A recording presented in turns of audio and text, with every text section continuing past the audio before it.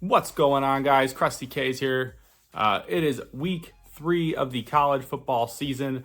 I'm here to get you started. We're going to talk about a couple Friday games and then jump into this Saturday slate. I'm really excited to talk about it. Let's not waste any more time. So, the first game we're going to talk about, UNLV taking on Kansas. Kansas coming off a loss to U of I, and a lot of people want to back them here. For me, though, it's UNLV plus 7.5, and I'm going to tell you why. This UNLV team is a team that I've talked about. If you've watched my videos, if you've talked to me in the Discord, it's a team I'm pretty high on. They're legit.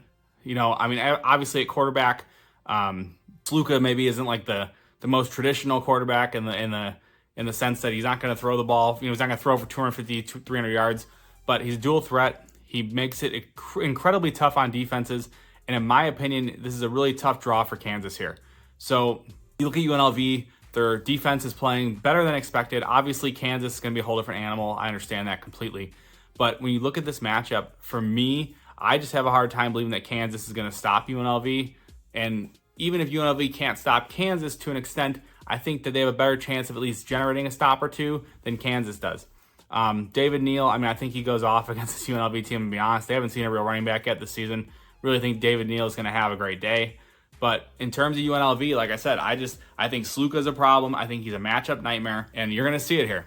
Plus, Kansas in their home game, they're playing at an MLS stadium. So they're not even playing at Arrowhead like they're originally supposed to. They're playing at a soccer stadium, small capacity, totally different environment. Definitely not the typical home field that we see for Kansas. And I think that plays a big part. I really do. This game is priced as if it's a Kansas home game, and it's not. So keep that in mind if you disagree with me and you're trying to back Kansas. You know, this game is priced as if it was a Kansas home game, and that's not what you're getting here.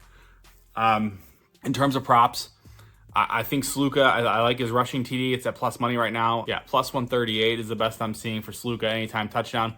Absolutely love it. Like I said, this guy's a legitimate dual threat. Got really good speed. Really think that he caused some issues for this Kansas team. So give me UNLV plus 7.5. Next, we're going to talk about the other Friday game. Arizona taking on Kansas State. So number 20 visiting number 14. Pretty big matchup here.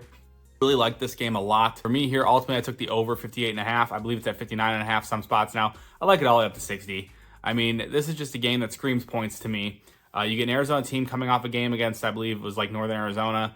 A lot of people, saying, oh, they didn't play well. Truthfully, I don't think they gave a shit about that game. You look at the numbers, you look at, what happened. They were perfectly content to let McMillan get triple teamed and just kind of deal with it. That won't be the case here, obviously. So you get two teams who, in my opinion, the defenses are not good. Kansas State just got absolutely gashed by Tulane over and over again, whether it be on the ground or through the air. And now you're going to face one of the best, most dynamic passing offenses in all of college football in Arizona. So I think these teams have some pretty strong advantages over the opposing defenses. I think McMillan has a monster day. I think, is that Fafita, whatever you want to call him? Fida. I think he has a monster day through the air. On the flip side, I think DJ Giddens kind of has his way on the ground against this Arizona team. This is a team that was pretty good against the run last season. Changed DCs going into this one, and I don't think they're going to be as good. We haven't seen it yet because they've had a pretty soft couple games, but this just feels like a spot where they're facing a running back who's one of the best in the country, and I think he goes off here as well. So I like the over 58.5. Like I said, I'd take it up to 60. I think if you're looking for a game for props, this is a great game to take a whole bunch of props because there's going to be a lot of scoring here. Wait, before we get back to the picks, I wanted to thank you all for watching. Friends don't let friends watch videos without hitting the like button. So go ahead and press the thumbs up button and like the video. If you're new here and not subscribed, you should go ahead and do so because we're dropping new content each and every day on the Gold Boys Network. We strive to cover every sport and give out picks and analysis and valuable information for free on the Gold Boys Network. So make sure you're subscribed and hit the bell so you can get notified when we drop something new. I'm Brad Thomas. Let's get back to the picks. Let's jump into the Saturday slate. We're going to talk about, looks like 5 games here. So the first one, regrettably, Alabama heading up to Camp Randall to take on the Badgers. So I have a hard time with this spread. I mean, I'm wearing the Badgers hat. I really just like the hat, truthfully. It's not about being a Badgers fan, so just ignore the hat. Tyler Van Dyke has not learned to throw the deep ball somehow yet. This guy drives me insane. He was bad at Miami. He's bad at Wisconsin. He's just not the guy. I've seen some people saying that the Badgers were kind of sandbagging these first 2 games. Yeah, whatever. I'm not buying it. Allowing over 4 yards per carry to the likes of Western Michigan and South Dakota. Yeah, it's not going to be a good game. So for me here, I like Alabama minus 16.5. This game, oddly enough, when it opened preseason, was a minus 9.5 and has since climbed since, seeing both these teams play. I think minus 16.5, I'm on it. I like Alabama minus 16.5. I think Jam Miller has a big day. I really don't think that this Wisconsin front is physical enough to slow down the Alabama rushing attack. I think Jalen Monroe, I think the threat of him, obviously is huge, and it makes a big difference in opening up some holes. So you see what this Wisconsin defense has done against, lesser opponents where they've gotten gashed. I think Jam Miller's in for a huge day here. In terms of the Badger offense, and really why I think that Alabama covers is pretty easy. If you've watched that offense, it's been pathetic. And that's the thing. People can sit here and say they've kind of, held themselves back and not really shown the whole playbook, whatever you want to say. But I watched both their games in their entirety, and Van Dyke is just not good. I don't know how else to put it. And then, it's like when he does throw a good ball, there's not a lot of talent at receiver on this team. So outside of Ches Malusi, who is still, I would say he's not even 100% yet, coming off the injury, I just don't think this team has a dog in this fight, truthfully. I know they're at home, and that's really cool. But, man, if you've ever been to a Badger game at Camp Randall, especially an early start like this, the students won't even be there. And that's what's funny about it. This student section, oddly enough, doesn't show up until, I'm going to say, probably halftime when the game starts this early. So at that point, the game could very well be over. Like I said, just really like Jam Miller here. Really think Alabama kind of sticks it to Wisconsin here, and frankly, Wisconsin's just not good this year. The next one we're going to talk about, probably one that everyone wants to talk about, Memphis taking on Florida State. This one's tough. Line's at 6.5. If you're not going with Memphis plus 6.5, I don't know what you're doing. I'm taking it. That's where I'm going. Memphis plus 6.5. Excuse me. Going with Memphis plus 6.5. It's solely because I don't think this Florida State team is good. Obviously, this line, is down quite a bit. I believe preseason line was considerably higher. In fact, at one point, midweek last week, I believe this line was at like a pick'em. It's since grown towards Florida State because people are trying to buy into it. I just can't do it. We've watched this Florida State team twice now, Georgia Tech and Boston College, and they've gotten just absolutely, just out physical, truthfully, in both games, on both sides of the ball in the trenches. And this is a Memphis team who's probably spent more money than any other team in the group of 5 to bring in a lot of top-tier talent, and they're going to be able to run the ball. And if you can run the ball against Florida State, as we've seen, you're going to have success. Same thing can be said for this defense. It's a physical Memphis defense. They're a physical team in general. I really think they match up well with Florida State here, and I just don't think DJ's good. So give me Memphis plus 6.5. Hey guys, I just want to give a quick reminder that new users can bet $5 at FanDuel on any of the bets in this video and win $150 in bonus bets if the bet wins.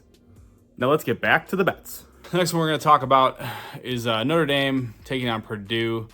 We all saw Notre Dame lose to NIU. Just an unacceptable loss in everyone's eyes. Pretty much has essentially ended their season, in my opinion. Been really tough to make the playoffs without playing in a conference. Even if they went out, I think it has to be done extremely convincingly. And it's going to start here.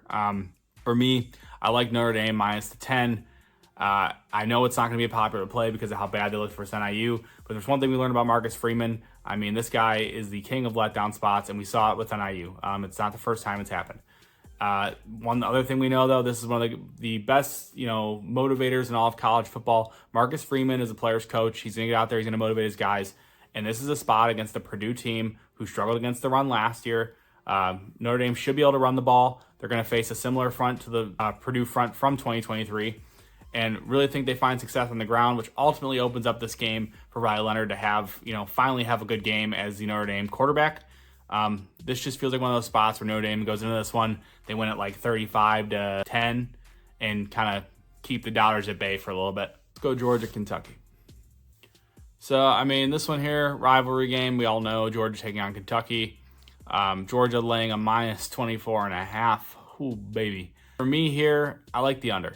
If you've looked at this head-to-head in particular, I believe it's gone under like 2 or 3 straight games when these two teams match up. This just feels like another one of those spots where Georgia's going to go in there and kind of set on the ball. They're going to play the conservative, run the ball. Their defense is going to, handle Kentucky, who looked absolutely pathetic against South Carolina. And they're going to get out of this game, whatever. 28-10. I mean, do they cover? I mean, maybe, but for me, I just like the under. Total sitting at 45.5. It's already low total. And like I said, I just think this is a spot where we see this Georgia team come in, kind of just business as usual, conservative play calling, run it, milk the clock, get out of there with a win. See you next week. The next one we're going to talk about, UCF taking on TCU. Probably not a game on a lot of people's radar, but I love this matchup. Think it's going to be a great game to watch. Should be pretty exciting from just an offensive standpoint. I love UCF, though. UCF on the money line. I love who this team has added. KJ Jefferson, Penny Boone. I mean, we obviously know they have RJ Harvey, who's an absolute dog. And you're going to face this TCU team who really has not looked good on either side of the ball, truthfully, to start this season. And this just feels like a matchup where, I mean, I think they can get the offense going a bit because I don't really buy into UCF's defense. But ultimately, I do think UCF gets the win here just because I think RJ Harvey's going to have a field day against this TCU defense, truthfully. If you've been watching TCU, this is a team that's been getting gashed on the ground. Now you got to face RJ Harvey, Penny Boone, KJ Jefferson. That combination of runners is just unbelievable. So for me here, UCF on the money line, absolutely love it. I do think Hoover finds some success against this UCF secondary. But like I said, on the ground, I think UCF is going to kind of have their way here. Total, I don't mind the over if you want to look at that route, but it has gotten steamed up quite a bit. It's up 62.5 now. Not really looking to run and back that number. I liked it much better around the 60 that it was at. So UCF on the money line here. So the last one that we're going to talk about, because this week 3 slate is actually not that great. Colorado taking on Colorado State. So Colorado laying 7.5 on the road. I think you got to go Colorado State plus 7.5. I don't see how anyone can confidently lay a number with this Colorado Buffalo team against anyone. The defense is terrible. We saw what Colorado State did against them last year. This is a team that's going to be up for this game. Their coach has some, choice words for Dion, and this is a game they're going to be motivated for.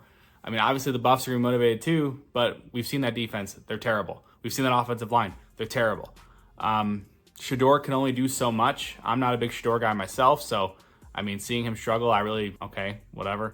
But for me here, I just don't see how anybody can confidently back this Colorado team. I mean, even, like I said, even on the money line, I just don't see how you get there. So give me CSU, Colorado State plus 7.5. I think they make this a game once again. This is a team, like I said, they're going to be up for this. They're going to play well. And until Colorado shows me that their defense can do anything, which I don't think they can, I can't confidently lay any kind of number with them. In terms of the offense, we know their offense is good. If they can get Shador some time, I think they have a lot of success here against this Colorado State team, who, frankly, I don't think is very good this year. But that being said, you're going to face a defense who just kind of allows stuff to everyone. So this offense is going to look a lot better. And if you're not getting stops, they're going to put up points. And if you're in a shootout, I'll gladly take the team plus 7.5 in a shootout. That's where I'm at here. In terms of props, I mean, I think that Fowler Nicolosi, I think his passing TDs at 1.5. I think they're in play. I really think he throws 2 touchdowns here with relative ease. It's not even, I think, minus 130 right now. It's a great price in my opinion. If you want to look at Shador props, I mean, I think he's going to be throwing the ball 50 times again. Obviously, you can't talk anybody off of that. But ultimately, I think Colorado State plus 7.5 is the way to go here. That does conclude week 3, though. As always, I appreciate you guys tuning in. I hope you've been cashing. As you can get all of my official plays at goldboys.com. If you have a gambling problem, dial 100 Gambler. Thank you, guys.